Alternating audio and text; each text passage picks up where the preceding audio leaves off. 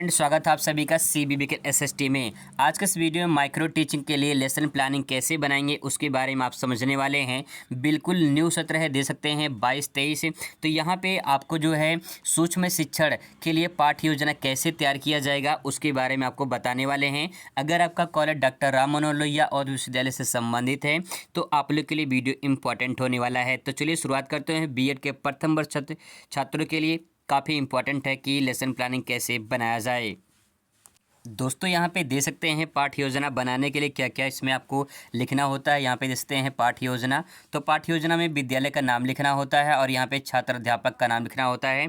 अगर आप एक गर्ल्स हैं तो यहाँ पे छात्र अध्यापिका हो जाएगा। इसके बाद जो है आपको पाठ्य योजना बनाना होता है। अब इसके बाद कुछ मुख्य बिंदु यहाँ पे आपको नोट डाउन करने होते हैं। जैसे यहाँ पे आप दे सकते हैं, यहाँ पे जैसे डेट आपको लिखना होता है, कौन सा दिनांक को आपको जो है माइक्रो टीचिंग हो रही है उसको डेट को यहाँ पे डेट लिख देना है। कौन से कक्षा का जो है आप माइक्रो टीचिंग कर रहे हैं यहाँ पे लिख देना है। वर्ग कौन सा है, कौन सा विषय आपका है, उप विषय कौन सा है, आवर्तनी कौन सा बेल है आपकी और कितने अवधि का जो है आपका है। तो 35 मिनट कहीं कहीं 40 मिनट का होता है। ठीक है, माइक्रो टीचिंग वैसे 15 मिनट का भी होता है। तो यहाँ पे अपना जो भी अवधि रहेगा आप यहाँ पे नोट डाउन कर देंगे। इसके बाद यहाँ पे आपको लिखना होता है प्रकरण, यानी जो भी आपका टॉपिक होता है यहाँ पे आपको लिखना होता है। जैसे यहाँ पे संसाधन है तो यहाँ पे संसाधन के बारे में, रिसोर्स के बारे में हम लोग यहाँ पे समझने वाले हैं। तो चलिए देखते हैं कुछ पॉइंट है जो समान उद्देश्य में लिखना होता है। सबसे पहले क्या करना होता है आपको यहाँ पे समान उद्देश्य यहाँ पे हेडिंग डालना है और उसके बारे में आपको लिखना है। समान उद्देश्य में क्या क्या पॉइंट नोट डाउन कर सकते हैं। जैसे यहाँ पे 10 पॉइंट लिखे गए हैं। जैसे आप दे सकते हैं बच्चों में भौगोलिक विषय के प्रति रुचि उत्पन्न करना। ठीक है, ये पहला पॉइंट नोट डाउन कर सकते हैं। दूसरा है छात्रों में भूगोल विषय के प्रति रुचि उत्पन्न करना। जब आप एक समान उद्देश्य लिख लेंगे तो यही सब में लगभग आपका आ जाता है समान उद्देश्य। ठीक है, इसके बाद यहाँ पे देखिए छात्रों में मानसिक शक्तियों का विकास करना। अगला पॉइंट है छात्रों में संसाधन के बारे में जानकारी प्रदान करना। पांचवा पॉइंट है छात्रों में तार्किक शक्तियों का विकास करना। और छठवां है छात्रों में बौद्धिक क्षमता का विकास करना। सातवां है छात्रों को भौगोलिक तत्वों से अवगत कराना। आठवां है बच्चों में वैज्ञानिक एवं भौगोलिक दृष्टिकोण से बढ़ाना।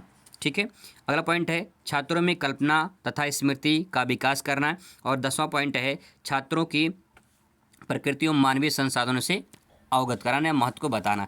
तो कुल मिला के 10 पॉइंट है जिसे आप नोट डाउन कर सकते हैं। इसके बाद यहाँ पे आपको लिखना पड़ता है जो है विशिष्ट उद्देश्य। तो यहाँ पे देखिए विशिष्ट उद्देश्य में क्या क्या नोट डाउन कर सकते हैं। पहला पॉइंट लिखेंगे यहाँ पे ज्ञानात्मक उद्देश्य में क्या क्या नोट डाउन कर सकते हैं। तो देखिए जैसे पहला पॉइंट है यहाँ पे छात्रों को संसाधन से संबंधित जानकारी प्राप्त हो सकेगा। मतलब कि जो टॉपिक आप पढ़ाएंगे उनसे उन बच्चों को कौन कौन सा ज्ञान प्राप्त होगा। तो ये उद्देश्य यहाँ पे ज्ञानात्मक उद्देश्य हो जाता है। तो यहाँ पे पहला पॉइंट नोट डाउन कर लेंगे हम लोग यहाँ पे। अगला पॉइंट है कि छात्र संसाधन के बारे में अध्ययन कर सकेंगे। छात्र समस्त संसाधन के प्रकारों के बारे में जान सकेंगे। और चौथा पॉइंट है छात्र में कल्पना, तर्क और बौद्धिक क्षमता के विकसित हो सकेगी। तो यहाँ पे इतनी सारी बातें हैं जो कि इसमें आप ले सकते हैं। आप यहाँ पे 5 पॉइंट भी ले सकते हैं, 5 से ज़्यादा इसमें नहीं लिखना चाहिए। ठीक है, आप 5 पॉइंट काफ़ी है इसमें ज्ञानात्मक उद्देश्य में ले सकते हैं। इसके बाद आगे देखेंगे तो यहाँ पे दिखाई देगा आपको भावात्मक उद्देश्य में। अगला जो हेडिंग रहेगा वो रहेगा आपका भावात्मक उद्देश्य। इसमें क्या क्या लिख सकते हैं तो जैसे यहाँ पे दे सकते हैं छात्र संसाधन के बारे में अच्छे भाव उत्पन्न कर सकेंगे। मतलब कौन कौन सी भावना विकसित हो सकेगी उसके बारे में यहाँ पे नोट डाउन करना है। छात्रों में भूगोल के प्रति प्रेम की भावना उदय हो सकेगी।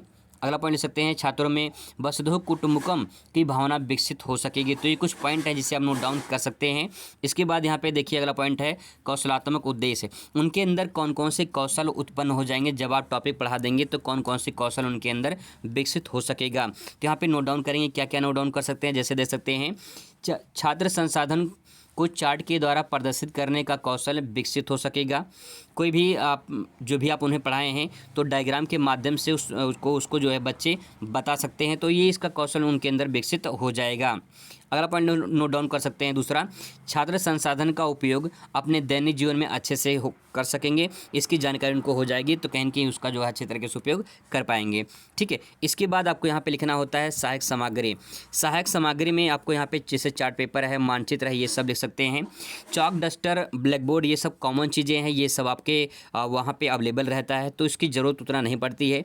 ठीक है, तो अगर आप चाहते हैं तो ले सकते हैं, बाकी इसकी ज़रूरत नहीं है कि आपको अलग से जो है चॉक, डस्टर, ब्लैक बोर्ड के बारे में लिखना है। ठीक है, आप इसमें जो आप अपने साथ लेकर जा रहे हैं उसे आप नोट डाउन कर सकते हैं। इसके बाद आपको यहाँ पे लिखना है पूर्व ज्ञान। पूर्व ज्ञान मतलब ये कि बच्चों को पहले से कुछ ज्ञान जरूर होगा उस संबंधित बारे में। तो यहाँ पे क्या क्या जानकारी जिससे बच्चों को हो सकता है, इसे लिख सकते हैं यहाँ पे, पर्वत, पठार, नदी, भूमि आदि के बारे में समान जानकारी छात्रों को पहले से है। इसके बाद दूसरा पॉइंट लिख सकते हैं, छात्र मानव निर्मित संसाधन का जो है इसकी समान जारी रखते हैं। तो जो मानव द्वारा निर्मित संसाधन उनकी समान जानकारी बच्चों को है, तो ये पॉइंट नोट डाउन कर सकते हैं। इसके बाद आपको आता है सबसे मोस्ट इम्पॉर्टेंट फैक्ट पॉइंट, प्रस्तावना प्रश्न। ये जो प्रस्तावना प्रश्न होते हैं ये सबसे बेहतरीन पॉइंट होता है, क्योंकि अगर आपका प्रस्तावना अच्छा नहीं रहेगा तो अपने टॉपिक तक आप नहीं पहुँच पाएंगे। जैसे मान लो आपको छत पे पहुंचना है, ठीक है। जब छत पे पहुंचेंगे तो आपको क्या करना पड़ेगा, सीढ़ी का सहारा लेना पड़ेगा, तभी जो आप छत पे पहुंच सकते हैं। तो जब आप सीढ़ी का सहारा लेंगे तभी आप छत पे पहुंच पाएंगे। तो इसका मतलब ये है कि इस छत पे पहुंचने के लिए आपको सीढ़ी का सहारा लेना पड़ेगा।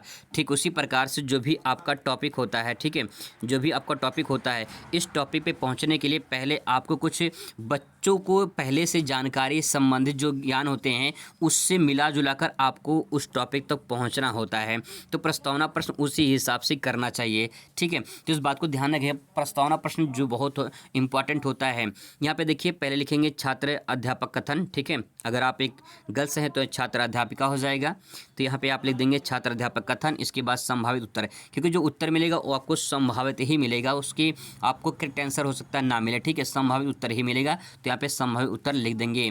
इसके बाद यहाँ पे देखिए पहला पॉइंट आप बच्चों से पूछेंगे कि बच्चों पेड़ पौधों से हमें क्या क्या प्राप्त होता है। तो बच्चे बता देंगे कि पेड़ पौधे से हमें ऑक्सीजन, लकड़ी, ऑक्सीजन आदि फल फूल वगैरह सब मिलता है, ठीक है, ये बता देंगे बच्चे, क्योंकि सिंपल है।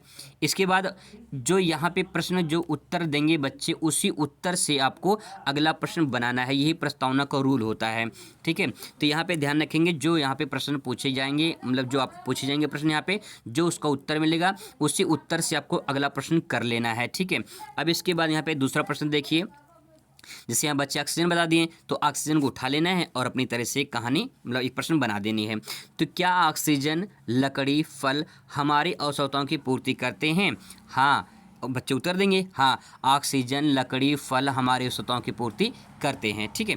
अब जो यहाँ पे उत्तर आएगा उसी उत्तर से संबंधित जो है आपको अगला प्रश्न बना लेना है, ठीक है। तो यहाँ पे देखिए अगला प्रश्न क्या हो जाएगा, जो वस्तु हमारी आवश्यकताओं की पूर्ति करते हैं उन्हें क्या कहते हैं? तो हो सकता है कि बच्चे उसका उत्तर ना दे पाएँ। अगर कुछ बच्चे उत्तर दे देते हैं, जैसे मान लो बच्चे उत्तर देते हैं कि संसाधन कहते हैं, ठीक है, संसाधन कहते हैं, तो आप उनसे और पूछिए कि बच्चों संसाधन के बारे में और क्या जानते हो। तो आपका टॉपिक क्या हो जाएगा, संसाधन, ठीक है। इसके बाद आप यह शुरू कर देंगे। अगर पहले यहाँ समस्या आ चुकी है तो समस्या के बाद जो है आप अगला पॉइंट यहाँ पे नोट डाउन कर सकते हैं कि बच्चों, अब इसके बाद लिखेंगे हम लोग उद्देश्य कथन में। उद्देश्य कथन में ये लिखते हैं कि जैसे कि बच्चों आज हम संसाधन के बारे में अध्ययन करने वाले हैं, तो उद्देश्य कथन हो जाएगा, ठीक है। इसके बाद आपको यहाँ पे जाना है सबसे फैक्ट पॉइंट जो होता है यहाँ पे प्रस्तुतिकरण का, ठीक है। प्रस्तुतिकरण में आपकी प्रस्तुतिकरण होगी उसी के आधार पे आपको जो है बढ़िया अच्छा जो है प्रेजेंटेशन रहेगा आपका, ठीक है। तो यहाँ पे देखिए कुछ पॉइंट होते हैं जिसे आपको नोट डाउन करना होता है। जैसे यहाँ पे आप दे सकते हैं, यहाँ पे शिक्षण बिंदु लिखना होता है, यहाँ पे छात्र अध्यापक क्रिया, यहाँ पे छात्र क्रिया और यहाँ पे सैंपल कार्य लिखना होता है। कुछ ये पॉइंट है जिसको आपको नोट डाउन कर लेना होता है। इसके बाद आप जो अपने टॉपिक पे आते हैं तो आपको यहाँ पे कुछ बच्चों से पहले प्रश्न करना होता है, ठीक है। जैसे अपने प्रस्तावना में किया था उसी संबंधित कुछ प्रश्न और करने हैं। अभी तक अपने यहाँ टॉपिक में पहुँच आए हैं, अब यहाँ पे कुछ प्रश्न और करने हैं। जैसे कि यहाँ पे दे सकते हैं, किताब पढ़ने से क्या मिलता है? पहला प्रश्न है तो बच्चे उत्तर देंगे किताब पढ़ने से ज्ञान मिलता है। उसी से संबंधित दूसरा क्वेश्चन करेंगे, ज्ञान से हमारे जीवन में क्या बदलाव आता है? बच्चे उत्तर देंगे ज्ञान से हमारे जीवन में संस्कार, व्यवहार, आचरण में बदलाव होता है। जो यहाँ पे उत्तर का आंसर, जो यहाँ पे उत्तर मिला हुआ है, इसी उत्तर से संबंधित आपको अगला प्रश्न कर लेनी है, ठीक है। जैसे यहाँ पे देखिए, हमें ज्ञान कहाँ से मिलता है? तो हमें ज्ञान किताब से मिलता है, ठीक है। ऐसे बच्चे बता देंगे किताब से मिलता है।